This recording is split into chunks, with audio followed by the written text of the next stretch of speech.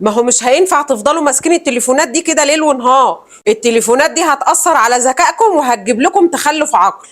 بالعكس يا ماما، ده احنا بنتفرج على حاجات مفيدة وتقدري تختبري ذكائنا زي ما انت عايزة.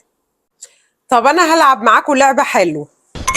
هقول لكم فزورة، اللي هيحلها صح هياخد التليفون زي ما هو عايز.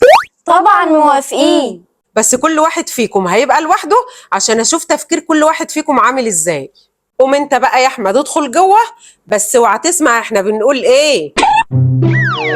عيب عليك يا ماما، دي الفوازير دي لعبتي.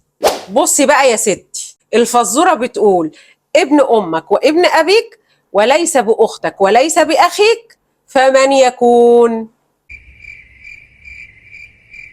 ها، شكلك مش عارف. لحظة واحدة يا ماما. ابن أمك وابن أبيك وليس بأختك ولا بأخيك. عرفت، يبقى أنا. عرفتي ازاي؟ سهلة يا ماما، تليفوني حبيبي. دورك بقى يا احمد.